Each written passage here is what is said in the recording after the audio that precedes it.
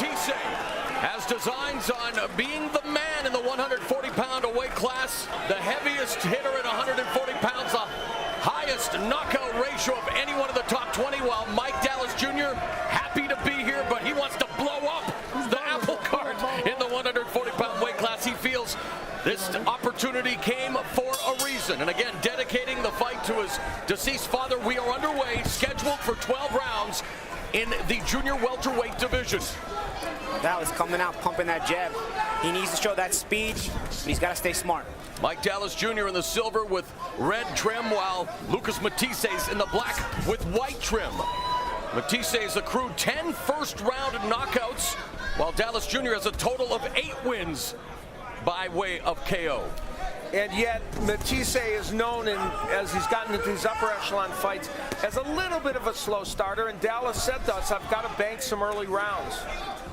And Matthysse in his camp told us in the fighter meeting that beginning with the Humberto Soto win last year, they wanted to start faster. They did stop Soto for the first time in his lengthy career in the 5th round. And against a Jose, they stopped him in the later round, and he just landed a nice left hook to the head of Dallas Jr. Minute gone here in the opening round. Dallas looks very fast. He just looks a little tight, like a little bit excited. You have to imagine that those butterflies are probably the size of seagulls for Mike Dallas Jr. Yeah, they are. They probably are. It's his first big fight, but I don't mind a little bit of intensity here. You know, as long as he stays smart. Now he's in there off a 7-month layoff to Dallas, the second longest layoff of his career. So he's got certainly doesn't want any ring rust to affect him early. Good right hand to the stomach by Matthysse.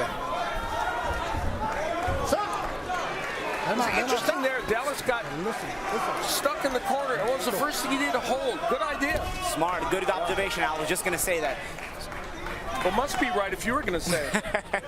Well, the smart tactics. He wants to keep the fight in the middle of the ring and kind of deaden the action if it's going to be on the ropes. And obviously Matthysse wants to do that. He needs to start timing that speed because he can't match Dallas for speed, so he's going to have to start timing him a little bit. Heading into the final 60 seconds of the first round, Matthysse and Dallas again in the clinch. Referee Robert Bird calling for the break and warning Mike Dallas Jr. to keep his punches above the belt line. Dallas was telling us he wanted to utilize that speed advantage, stick and move. And meanwhile, Matthisse's already knocked him down. He's out. And out. You wanted a faster start, Mamma Mia, you have it. What did we say about kicking off the year with a bang? What a knockout. This guy can punch. Man, he can punch.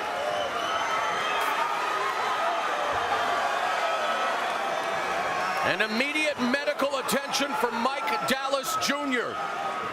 And it's already great to see that he is back up on his feet. The doctor tending to him, putting him on the stool. But wow, 11 first-round knockouts, and Lucas Matthysse has made a pretty loud statement here tonight, Al.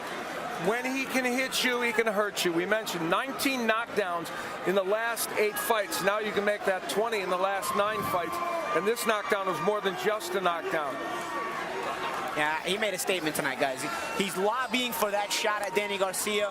Garcia's been impressive in his wins. Matthysse keeps looking more and more impressive in his wins. These guys are on a collision course. Of course, Zab Judah might have something to say about that. Naturally. Good point, Merle. We will look at it again. To be honest, it was so quick. In real time, it was almost hard to see. Oh, a very short counter right hand. Paulie made the point that Matthysse would start really timing him, and that's precisely what he did. And thank goodness, when we saw this scene, Robert Bird rightfully stops it right away. We were very concerned.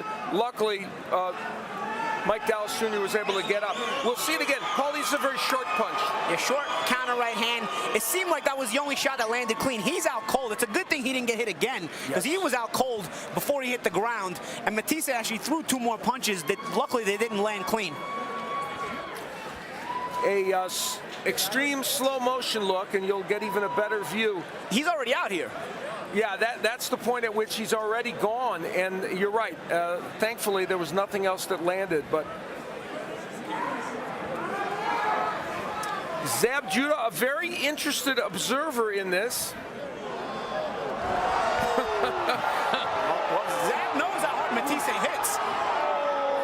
has a win over Matthysse, but he knows the guy can punch. If you ask that, he'll tell you that's the hardest puncher he fought. Lucas Matthysse improves to 33-2-0 with 1 no contest. 31 wins by way of KO. Let's go to Jimmy Lennon Jr. to make it official.